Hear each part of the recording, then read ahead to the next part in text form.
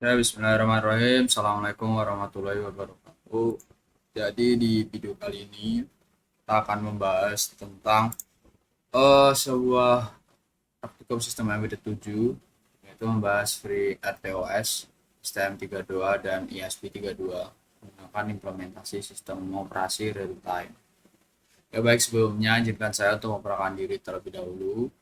Nama saya Hasbi Rahmat Fauzi dengan NIM 4004032 4650074 dari Prodi Teknologi Rekayasa Otomasi angkatan 2024 Sekolah Vokasi Universitas Diponegoro. Jadi kita mulai terlebih dahulu apa itu free TOS atau FTOS. FreeRTOS merupakan kernel sistem operasi real time open source yang sangat populer untuk microcontroller karena dia lebih real time, multitasking, dan ringan. Real time ini diartikan sebagai jamin eksekusi tugas dalam batas waktu yang ditentukan. Terus multitasking juga memungkinkan CPU menjalankan banyak task seolah-olah secara bersamaan, dan juga dia ringan. Footprint memori yang sangat kecil, hanya 6-10 KB per flash. Ini ada kondisi di kernetnya, ada tiga. Pertama, schedule dengan otak yang memutuskan tugas task mana yang harus berjalan berdasarkan prioritas, dan juga task itu unit eksekusi independen. Setiap task memiliki task sendiri dan prioritas unik. Juga TIS yaitu interupsi periodik, biasanya 1 ms, yang menjadi basis waktu bagi schedule. Ini ada siklus hidup pada tas, ini sudah dikemas secara tabel. Tas 1, tas 2, core 0, core 1, dan jadi running, ready, blocked, suspended.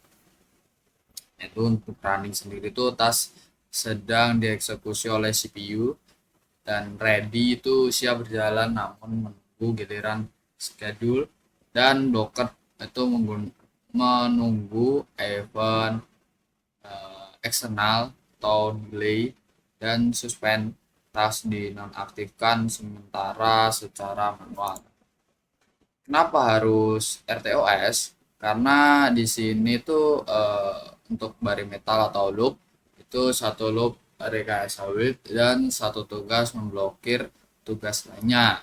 Terus sulit menjadi waktu yang tepat untuk banyak sensor, sedangkan free RTOS yaitu prioritas tugas, efisiensi CPU, tas tidur saat ideal, terus skalabilitas tinggi untuk sistem yang kompleks.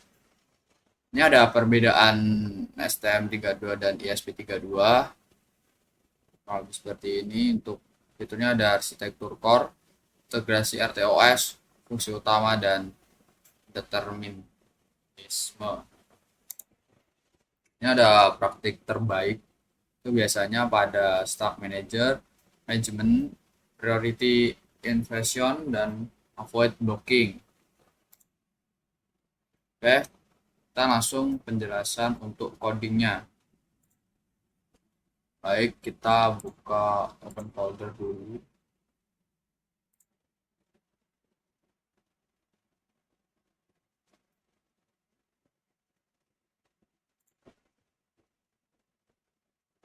Nah, terus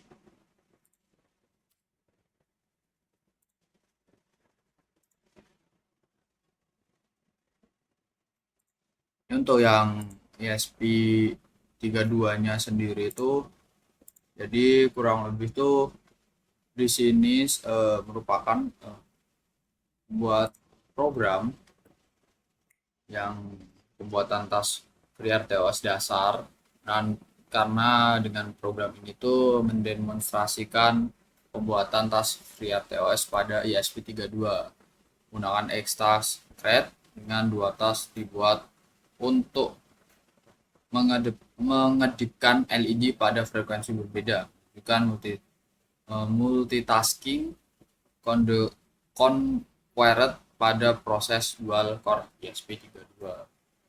Ya untuk hardware-nya sebenarnya ada ESP32, LED1 dan LED2.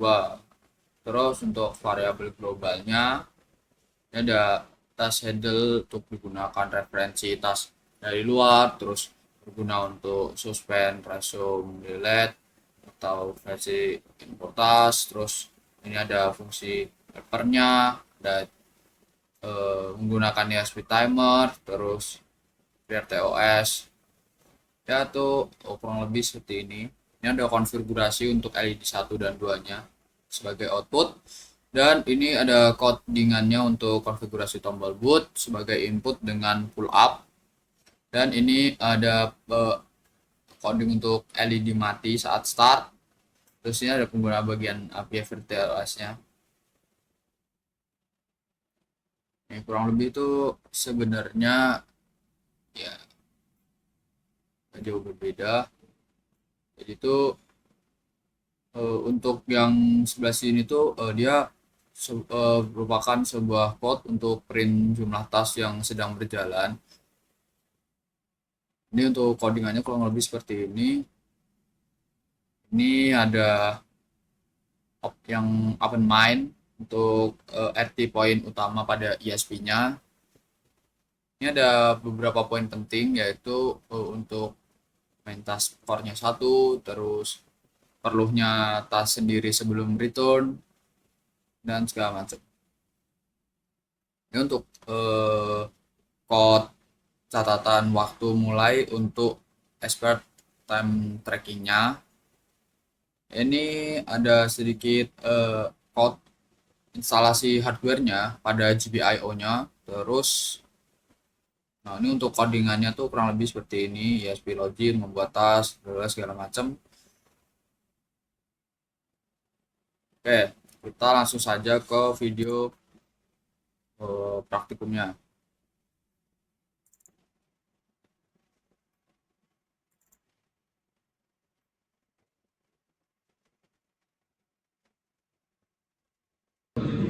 Jadi kurang lebih jika codingan setelah di run nanti akan muncul pada terminal, dan inputnya itu dia akan otomatis masuk atau terlihat pada terminal VS Code-nya.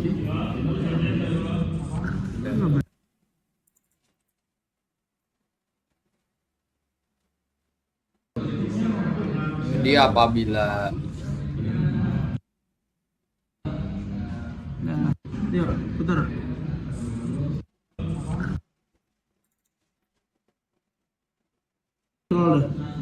oke, nanti hasilnya akan seperti ini nih.